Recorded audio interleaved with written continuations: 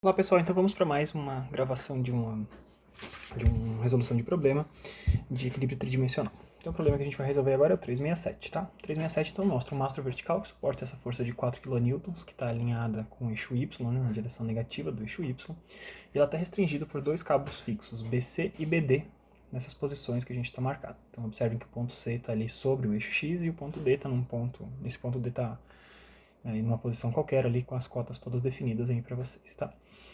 O problema nos pergunta o seguinte. Calma aí, fixa por esses dois cabos, né? E além disso, a gente tem uma conexão de soquete ali no ponto A. Então, uma rótula no ponto A. Então, quem diz rótula no ponto A, a gente tem que lembrar que essa rótula no ponto A introduz reações também, tá?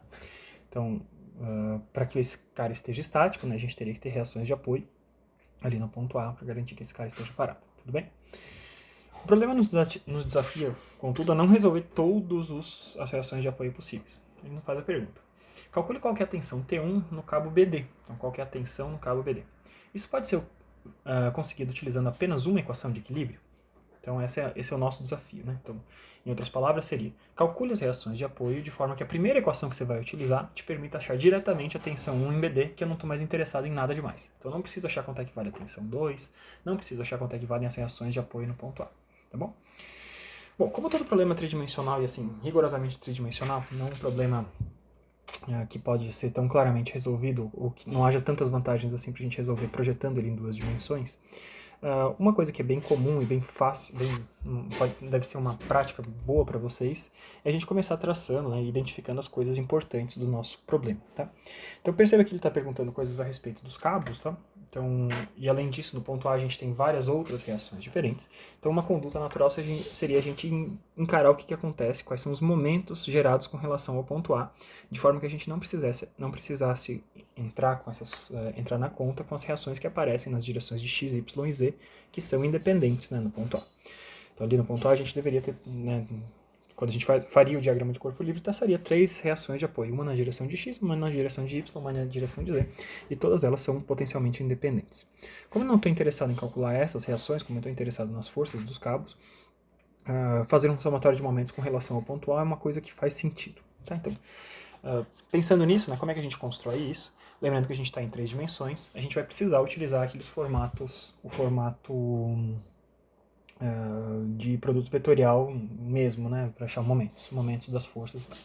E quando a gente tem esse formato de produto vetorial, a gente vai precisar ter ter formas vetoriais para as coisas que a gente vai precisar utilizar. Então, uma coisa básica da gente calcular, por exemplo, é fazer formas vetoriais de várias coisas que a gente vai precisar. Então, uma coisa possível, por exemplo, se a gente pensar que a força que está aplicada sobre o cabo BC e sobre o cabo BD, essas duas forças a gente pode deixar elas aplicadas lá em cima, lá no ponto B. É interessante a gente saber a distância, né? Como é que a gente tem a notação vetorial a partir do ponto A, que vai ser a nossa referência de momentos, qual que é a notação vetorial desse braço de alavanca, né? Ou da distância do ponto de referência dos momentos até o ponto de aplicação da força, melhor dizendo. Tá? Então, em RAB a gente tem essa forma vetorial que eu estou mostrando aqui. Além disso, a gente vê que a carga externa, essa que está marcada em vermelho, alinhada aqui com o lado negativo do eixo Y, ela está aplicada num ponto a metade do caminho entre A e B. Então eu chamei esse ponto vermelho aqui de F, onde ele está aplicado, ponto F da força, né? E essa é a forma vetorial desse carinha. Além disso, uma coisa que vai ser interessante para a gente, como a gente sabe que os cabos que estão aplicando força, eles estão tensionados, eles estão tracionados, um cabo sempre só pode aplicar força na direção geométrica segundo a qual ele está aplicado. Tá? Então, a gente tem uma descrição geométrica dessa direção desse cabo, é uma coisa interessante. Então, o ponto que leva de B até D, olha, a forma geométrica que leva vetorial que leva de B até D, a gente fez aqui. Né? Então, em X a gente caminhou 4 na direção positiva, em Y 4 na direção positiva, e em Z descemos 8 metros. Né? Então, se descêssemos do ponto B até o ponto A seriam 10, mas percebe que o ponto D está 2 metros acima disso. Então essa é a forma vetorial do caminho que eu preciso fazer para ir de B até D. Da mesma forma, o caminho vetorial que eu preciso fazer para ir de B até C, eu observo que o caminho na direção de X menos 5 metros, na direção de Y eu já tenho o ponto B e o ponto C estão sobre esse plano XZ, então eu não tenho nada, eu não caminho nada na direção de Y. E por fim eu caminho os 10 metros totais de B até C, tá? Então menos 10 metros. Então tem essas formas vetoriais aqui de algumas coisas interessantes, talvez a gente precise de outras daqui a pouco, mas já deixei algumas pré-preparadas, tá?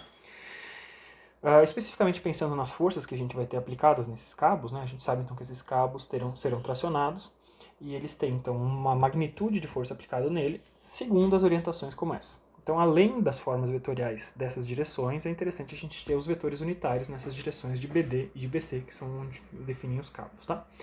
Então, na direção de BD, o que eu fiz? Eu peguei a norma desse cabo BD e dividi cada um desses caras pela norma. Com isso, a gente tem 4, 4 e menos 8 viram 0,408, 0,408 e menos 0,816. E menos 5, 0 e menos 10 vira menos 0,447, 0 e menos 0,894. Tá? Então a gente tem esses vetores unitários aí, calculados em formas vetoriais de várias coisas diferentes. Bom, então lembre-se, né, o problema está nos perguntando para resolver quanto é que vale a tensão no cabo BD. Tá bom? Então ele chamou esse cara aqui de T1. Tá bom? E ele quer saber se a gente consegue descobrir T1 de uma vez só. Então, observe o seguinte, se eu escrevesse somatória de momentos com relação ao ponto A, eu teria que levar em conta todos os momentos possíveis, então todas as forças que geram momento com relação ao ponto A. Então essa força T1 sim gera momento com relação ao ponto A, mas observe que também T2 gera momento com relação ao ponto A. Afinal de contas, é uma força ali aplicada nessa direção de BC, de B até C. E com relação ao ponto A, existe claramente ali um braço de alavanca entre esses dois pontos. Então, também T2, sem dúvida, contribui para os momentos que agem com relação ao ponto A. Assim como, claro, o momento da força, né, da força de 4 kN aplicada aqui. E o problema nos desafia, então, a gente fazer, então, como é que a gente calcula essa força T1 sem precisar calcular T2 e sem precisar calcular as forças que estão ali no ponto A. Vamos desenhar as forças no ponto A, aliás, né? Já falei sobre elas, mas a gente não tinha desenhado elas aí. Então, RAX, RAY e RAZ. Se eu quisesse calcular as reações de apoio todas desse problema, eu teria que calcular todas essas coisas aí, tá? Como é que eu calculo, então, alguma coisa que envolva apenas T1 e não T2? Então, eu quero calcular só T1 e eu não quero, então, ter que calcular as forças de apoio no ponto A tampouco. Então, na verdade, eu quero calcular só T1 e sem nenhuma outra das forças de apoio. Então, eu sigo com a ideia. Preciso fazer somatório de momentos com relação ao ponto A. Beleza. Mas eu não vou calcular todos os momentos com relação ao ponto A. Eu vou calcular somatório de momentos com relação ao ponto A com relação a algum eixo que elimine a necessidade de calcular T2, por exemplo. Tá bom? Então, pense o seguinte. T2 é uma força que está ali contida nesse plano XZ, se vocês observarem ali na folha de vocês, tá bom? Então, se ele está contido com relação a XZ, ele só pode gerar momentos com relação ao eixo Y, tudo bem? Então, se eu prestar atenção, se essa força está ali contida no plano XZ, e o braço de alavanca dela também pode ser medido nesse plano XZ, ele só vai gerar momentos com relação ao eixo Y. Então, na hora que eu calculo o somatório de momentos com relação ao ponto A, se eu pegar tudo que envolve o eixo X e o eixo Z, todos os momentos que estão com relação ao eixo X e o eixo Z não estão dependentes dessa força T2. T2 só influencia nos momentos que estão ao redor do eixo Y, tá bom? Então, se eu conseguisse expressar os momentos gerados com relação ao ponto A componente de X e a componente de Z, esses sim permitiriam a gente calcular T1 sem passar por T2, tá bom? E o que eu vou mostrar para vocês aqui é que a gente pode fazer isso, a gente pode fazer exatamente isso que eu falei, sem fazer projeções em duas dimensões. Tá? Então, para eu calcular esses momentos com relação a Z e com relação a X, se a gente fosse fazer por inspeção, na forma como o livro chama de por inspeção, a gente precisaria ter projeções, né, para desenhar esse plano YZ e o plano XY e calcular as projeções dessas forças T1 e a força F de 4 kN e identificar qual seria a quantidade de momento que esses caras geram com relação aos eixos X e Z, respectivamente. Tá? A gente pode fazer isso de uma forma vetorial bem interessante. Tá? Então a gente pode pegar o seguinte. A gente pegar somatória de momentos com relação ao ponto A, e eu quero saber somatória de momentos com relação ao ponto A projetado sobre o eixo que passa por A e por C, tá bom? Então, se eu fizesse a somatória de momentos que passam sobre o ponto A, e eu pegar e fizer a projeção desse ponto A, desse cara sobre o ponto A, do ponto A e projetar o resultado desses momentos sobre essa direção que envolve o ponto A e o ponto C, na hora que eu estou projetando isso, é a mesma coisa que eu estivesse fazendo a projeção sobre o eixo X. Percebam isso, né? Então, eu estou projetando esse cara sobre essa linha que passa por A e por C. A notação não é a mais brilhante do mundo, tá? Mas é a notação que o livro usa também. Vão ter um exercício resolvido similar a esse, tá? O que a gente vai fazer, a gente vai pegar as forças, pegar os momentos desses caras e projetá-los sobre essa direção. Então eu vou pegar os momentos de todo mundo e projetar sobre essa direção que liga o ponto A ao ponto C. E claro que na hora que eu projetei sobre a direção ponto A ao ponto C, o que eu estou fazendo, esse carinha aqui, é simplesmente calculando T1, o momento de T1 com relação ao ponto A. Então vamos pegar aqui braço de alavanca, que liga o ponto A até o ponto B, que é o ponto onde esse T1 está aplicado lá em cima, produto vetorial T1, mais braço de alavanca que liga o ponto A até o ponto de aplicação da força F, vetorial a própria força F, e a gente precisa fazer a notação da vetorial da força F ainda. Então esses são os momentos do cabo T1 e dessa força F, e eu vou pegar esses dois cabos, essas duas forças, esses dois momentos, desculpa, e projetar isso, então fazer um produto escalar, vezes a direção que caracteriza esse eixo que passa por A e por C. Tá? Então esse eixo que passa por A e por C, perceba que as forças T2 e as forças que estão aplicadas em A, como a força T2 passa pelo ponto C e como as forças que estão aplicadas em A passam pelo ponto A, projetar nessa direção de AC é uma coisa que elimina a necessidade de cálculo dessas forças. Tá? E a gente observa que esses dois carinhas estão na direção de I, tá? Então na direção do eixo I. Então eu vou fazer produto escalar na direção de I. Tudo bem? Então, tendo isso, a gente consegue descobrir alguma coisa a respeito da força T1, tá? Um módulo da força T1. Observe que como esse cara está parado, a somatória de momentos com relação a qualquer eixo, né, a projeção sobre qualquer eixo tem que ser igual a zero. A gente está num caso de equilíbrio. Tudo bem? Então a gente está construindo um problema como esse. E agora, então, a gente vai construir tudo isso, tá? Desses termos todos. Então vamos fazer um por um, tá? Vamos fazer RAB, vetorial, força T1. E vamos fazer também RAF, vetorial, força F. Vou começar, inclusive, fazendo esse RAF, vetorial, força F. Então a gente tem costumado fazer em sala de aula aquele formato de determinante, né? Então temos as direções I, J e K dentro de um determinante. E a gente tem as componentes vetoriais da notação vetorial de cada um deles. Então RAF a gente pegou ali em cima, a gente já tinha calculado que do ponto A ao ponto F a gente tem uma notação vetorial de 0, 0 e 5. 0 na direção de X, na direção de Y e 5 na direção de K, 5 metros. E essa força F a gente viu que ela está alinhada com o lado negativo do eixo Y, né? É a única coisa que ele tem componente no lado negativo do eixo Y. Então não tem nada na direção de X, menos 4 kN e nada na direção de Z. E eu faço esse determinante, RAF, vezes a força F, todo mundo vetorial aqui, tá? E a gente precisa calcular esse determinante. Então, ó, na direção de I, nesse sentido eu não tenho nada, e no outro sentido eu tenho, então, mais 20 na direção de I.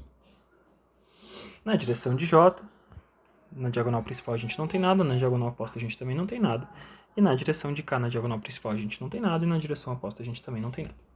Por inspeção, a gente observa que é isso mesmo que teria que acontecer, né? Eu tenho uma força alinhada com o eixo Y, contida nesse plano YZ, e, portanto, a única rotação possível de ser realizada é com relação ao eixo X, e a gente observa que ela está na direção positiva, utilizando a regra da mão direita. Então, a gente constatou que eu tenho aí 20 na direção de I, lembrando que essa unidade, a força que a gente está botando está em kilonewtons e as distâncias estão em metros. Tá? Então a gente já fez um dos termos que estão aqui. A gente já calculou quanto é que vale esse momento. Agora, para a segunda parte do nosso problema, o que a gente tem é o seguinte. A gente tem, vou deixar bem explicitado isso aqui, a gente tem RAB, vetorial, a força T1. E a força T1, observem que ela está na direção de BD. Então a força T1 vai ser o quê? Vai ser o módulo dessa força T1 alinhado com esse unitário, com o unitário na direção de BD. Tá? Então a gente tem aqui módulo de T1, que é o que a gente quer descobrir, alinhado na direção de BD. Tá? E todo mundo vetorial aqui dentro desse carinha. Tá bom? Com isso, o que a gente pode fazer é jogar dentro do nosso sisteminha, tá? E se vocês perceberem, quando a gente faz esse produto vetorial e eu tenho módulo de T1 vezes BD, esse módulo de T1 é só um escalar, tá? Então é um escalarzinho e eu posso botar esse escalar para fora. Não tem problema nenhum. Eu posso deixar módulo de T1, que multiplica RAB, vetorial, unitário na direção de BD. Tá? Então isso aqui vai ser módulo de T1 vezes o determinante, da mesma forma como a gente operou antes, I, J e K. R de AB, a gente sabe que vai de 0, 0 e 10, para ir do ponto A até o ponto B, que é lá o topo do mastro. Tá? E o de BD a gente tem aqui na nossa tela. Então eu tenho 0, 408, 0, 408 e menos 0, 816. Tá bom? Então a gente tem módulo de T1 que multiplica na direção de I. Na diagonal principal eu tenho I vezes 0 vezes 0, 816, que não dá nada. Na diagonal secundária a gente tem I vezes 10 vezes 408. Então eu tenho vezes, né, esse 40 vezes, menos 4,08 na direção de I. Tá bom? Depois J, na diagonal principal a gente tem 10 vezes 408, então tem mais 4,08 na direção de J, e na diagonal secundária não tem nada. E por fim, na direção de K, na diagonal principal a gente não tem nada, né? Então K vezes 0 vezes 408, e na diagonal secundária a gente não tem nada também. Então não estamos gerando nenhum aumento com relação ao eixo K. Tá? A gente tem esses dois termos aqui, menos 408 na direção de I e mais 408 na direção de K, tudo isso que multiplica o módulo da força T1. Tá? Então esse carinha aqui está também em kilonewtons vezes metro. Está coerente com as unidades que a gente tem. Então eu tenho esses dois termos agora, de momento, que é o primeiro termo aqui dessa equação nos parênteses, o segundo termo dessa equação. E eu sei que na hora que eu projetar esses caras sobre o eixo I, isso aqui vai ter que dar zero. Tá? Então projetando sobre o eixo I, esses carinhas têm que dar zero. Perceba que aqui dentro eu não botei nenhum termo associado ao momento de T2, porque eu já sei que T2, que seria a força que está no cabo BC, não gera momento com relação a esse eixo X. Tá? Se eu quisesse fazer, então isso é só um parênteses, tá? Vou até fazer com cor diferente. Se eu quisesse ter feito a somatória de momentos com relação ao ponto A, e não com relação ao eixo AC, ao eixo X, né, que passa por A e por C, para essa somatória de momentos ainda, a gente teria que adicionar ainda o termo do produto vetorial referente ao momento do cabo AC, que seria nada mais do que RAB vetorial T2 dentro desse cara. Por que eu não precisei botar aqui? Porque eu sei que com relação ao eixo AC, eu já sei de antemão que esse T2 não gera momento. Então eu não preciso fazer a conta dele e projetar sobre o eixo I para descobrir que isso não gera momento. Se eu tivesse colocado T2, eu teria duas incógnitas. Essa equação me daria T1 e T2 envolvidos ao mesmo tempo. Se eu simplesmente faço somatória de momentos com relação ao eixo A igual a zero, tá? Como eu eliminei essa necessidade, eu posso escrever apenas isso, porque eu estou encarando que a somatória de momentos com relação ao eixo AC é nula. Tá bom? Então, projetar com relação ao eixo I é pegar o quê? É pegar cada um dos resultados dos nossos produtos vetoriais aqui de baixo e fazer escalar com o eixo I. Ora, quando a gente faz alguma coisa que está na direção de I escalar com o eixo I, imediatamente a gente já encontra I com I escalar I dá um número 1, porque os dois carinhas estão orientados, né? Então a gente tem, da nossa definição do produto escalar, dois vetores que estão alinhados, dois vetores unitários que estão alinhados, um pelo outro dá 1, e nos sobra apenas escalar esse carinha aqui. Quando a gente faz alguma coisa que está na direção de J escalar na direção de I, a gente acaba tendo alguma coisa que é igual a zero, porque I é perpendicular a J, e a gente sabe que o produto escalar de dois vetores que são perpendiculares é nulo. Tudo bem? Então, basicamente, o que a gente vai fazer é fazer esse produto escalar. Tá? Então, a gente poderia simplesmente pegar as coisas que estão aí e fazer igual, mas acho que talvez vocês estejam mais acostumados a fazer a notação vetorial que eu vou utilizar agora. Tá? Então, RAB vezes T1 a gente vai escrever dessa forma. Vamos continuar aqui. Então, é esse carinha aqui que a gente está marcando como uma estrela, tá? Vamos continuar a equação estrela. A gente vai escrever agora da seguinte forma.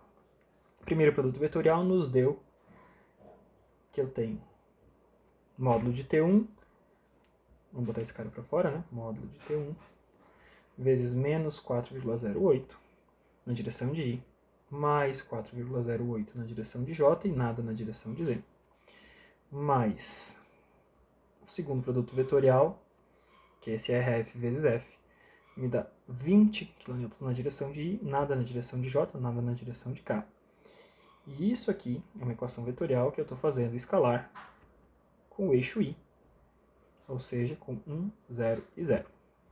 E eu sei que isso aqui vai ter que ser igual a 0. Na hora que eu faço o escalar com relação a 0, lembra-se que a gente multiplica I com I, J com J e K com K e a gente soma todo mundo. Ao fazer isso, a gente chega à conclusão que eu tenho módulo de T1 vezes 408 mais 20 é igual a 0. Esse cara é o produto escalar do primeiro com esse vetor, e esse outro cara é o produto escalar do segundo com esse vetor. E a gente matou, né? Não aparece nessa nossa conta esse termo de J aqui, porque afinal de contas a gente projetou isso sobre o eixo X. E isso me dá condições, então, de calcular quanto é que vale o módulo de T1. O módulo de T1 nada mais vai ser do que 20 dividido por 4,08. Vou fazer aqui rapidinho, vai dar praticamente 5.